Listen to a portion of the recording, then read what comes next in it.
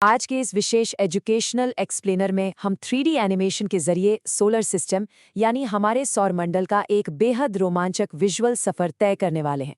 भाई, ये कोई बोरिंग थ्योरी क्लास नहीं है। हम अंतरिक्ष के रहस्यों को 3D विजुअल्स के साथ डिकोड करेंगे।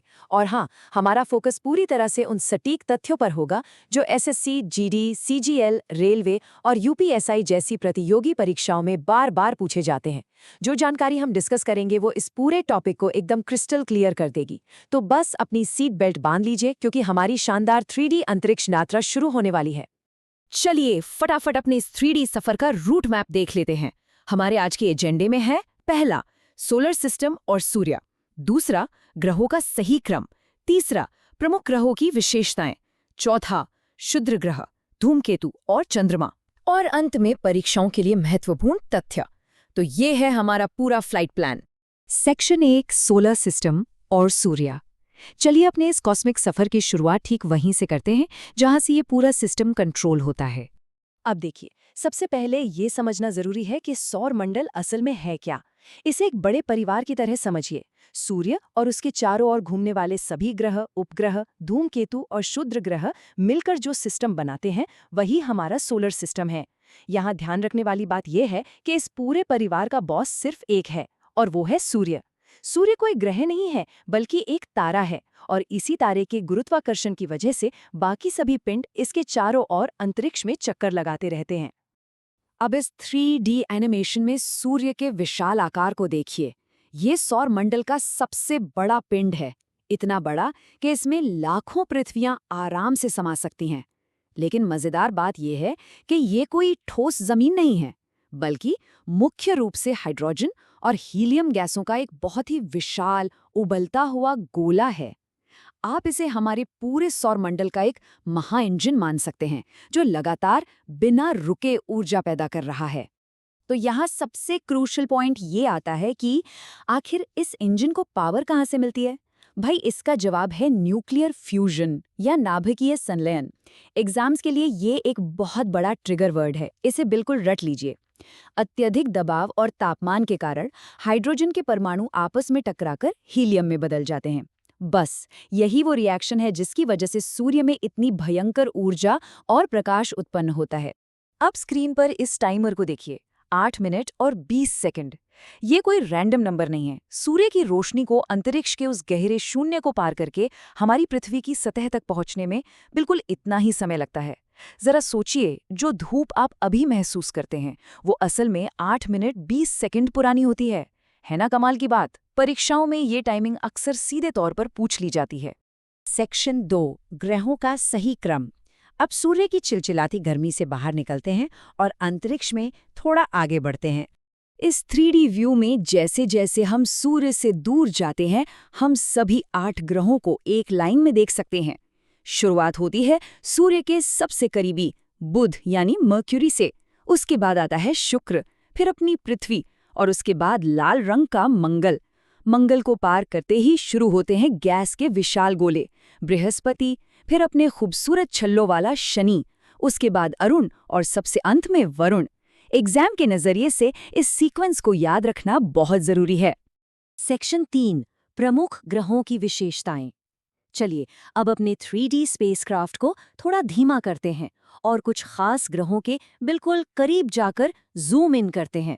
यहाँ हमारी पृथ्वी और हमारे पड़ोसी मंगल ग्रह के बीच का कंट्रास्ट कितना शानदार है। पृथ्वी को हम नीला ग्रह कहते हैं क्योंकि अंतरिक्ष से देखने पर यहाँ मौजूद विशाल महासागरों का पानी इसे एक खूबसूरत नीला रंग देता है। वहीं दूसरी तरफ मंगल है। मंगल को लाल ग्रह कहा जाता है, पर क्यों? क्योंकि इसकी सतह पर आयरन ऑक्साइड यानी एक तरह के जंग की मात्रा बहुत ज्यादा है। आयरन ऑक्साइड, ये शब्द एग्जाम्स के लिए बहुत इंपॉर्टेंट कीवर्ड है। पृथ्वी की गतियों को समझना भी बहुत जरूरी है, क्योंकि यहाँ अक्सर लोग कंफ्यूज हो जाते हैं। पृथ्वी 2 तरह से मूव करती है। पहला, अपनी धुरी पर एक लट्टू की तरह घूमना, जिसे रोटेशन या परिभ्रमण कहते हैं। इसके कारण दिन और रात होते हैं।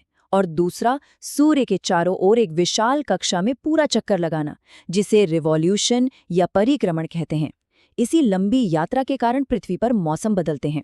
तो रोटेशन से दिन रात और रिवॉल्यूशन से मौसम, ये डिफरेंस एकदम क्लियर होना चाहिए। मंगल ग्रह को पार करते ही एस्टेरॉइड बेल्ट से होते हुए हम पहुंचते हैं सौर मंडल के असली दिग्गजों के पास। बाईं ओर जो आप देख रहे हैं वो है बृहस्पति, पूरे सौर मंडल का सबसे विशाल ग्रह। ये इतना विशाल है कि इसके अंदर सैकड़ों पृथ्वियां समा सकती हैं। और दाईं ओर है शनि, जो बर्फ और धूल से बने अपने शानदार छल्लों के लिए मशहूर है। लेकिन एक बहुत ही हैरान करने वाला फैक्ट बताऊं, शनि सौरमंडल का सबसे हल्का ग्रह है। इसका घनत्व इतना कम है कि अगर अंतरिक्ष में कोई बहुत बड़ा समुद्र हो तो शनि उसमें डूबने के बजाय तैरने लगेगा। सेक्शन 4 क्षुद्र ग्रह, धूमकेतु और चंद्रमा। बड़े ग्रहों का सफर पूरा करने के बाद अब हमारी यात्रा अंतरिक्ष के उन छोटे लेकिन बहुत ही दिलचस्प यात्रियों की तरफ मुड़ रही है। धूमकेतु और उल्काओं के बीच का अंतर अक्सर एग्जाम में पूछा जाता है। धूमकेतु या कॉमेट्स को अंतरिक्ष के गंदे बर्फ के गोले समझ लीजिए। ये जमी हुई बर्फ, गैस और धूल से बने होते हैं। जब ये सूर्य के करीब आते हैं तो पिघलने के कारण इनकी एक लंबी सी चमकदार पूंछ बन जाती है। दूसरी तरफ उल्काएं या मीटियोर्स वो चट्टानी टुकड़े हैं जिन्हें हम अक्सर टूटता हुआ तारा कहते हैं। जब ये तेज गति से पृथ्वी के वायुमंडल में आते हैं तो हवा के घर्षण के कारण जलने लगते हैं। और अब हम वापस अपने घर के करीब आ गए हैं, अपने चंद्रमा के पास। चंद्रमा पृथ्वी का एकमात्र प्राकृतिक उपग्रह है। यहाँ से दो बहुत ही सॉलिड एग्जाम फैक्ट्स निकलते हैं। पहला, चंद्रमा पर कोई वायुमंडल नहीं है, कोई हवा नहीं, मतलब वहाँ कोई आवाज नहीं सुनी जा सकती। और दूसरा, चंद्रमा की अपनी कोई रोशनी नहीं होती। ये बस एक विशाल शीशे की तरह काम करता है और सूर्य के प्रकाश को रिफ्लेक्ट करता है, जिसे हम चांदनी कहते हैं। सेक्शन 5 परीक्षाओं के लिए महत्वपूर्ण तथ्य। हमारी ये 3D स्पेस यात्रा लगभग पूरी हो चुकी है, लेकिन किसी भी मिशन को खत्म करने से पहले डेटा को सेव करना सबसे जरूरी होता है, राइट? तो चलिए इस रैपिड फायर रिवीजन मॉड्यूल में चलते हैं। इस टेबल को अपने दिमाग में बिल्कुल स्कैन कर लीजिए। चलिए फटाफट देखते हैं। सूर्य क्या है? एक तारा। सबसे छोटा ग्रह है बुध। सबसे गर्म ग्रह शुक्र। अब यहां ध्यान दीजिए, बुध सूर्य के सबसे करीब है, फिर भी सबसे गर्म शुक्र है। सबसे बड़ा ग्रह बृहस्पति, छल्लों वाला ग्रह शनि और पृथ्वी का उपग्रह चंद्रमा। ये टेबल पूरे सौरमंडल चैप्टर का एक अचूक निचोड़ है। तो दोस्तों, अब समय है एक छोटे से टेस्ट का। ईमानदारी से बिना अपने नोट्स देखे बताइए, मंगल ग्रह लाल क्यों है और वो कौन सी प्रक्रिया है जो सूर्य को इतनी असीमित ऊर्जा देती है। 3D एनिमेशन के साथ इस रोमांचक अंतरिक्ष यात्रा का हिस्सा बनने के लिए बहुत बहुत धन्यवाद।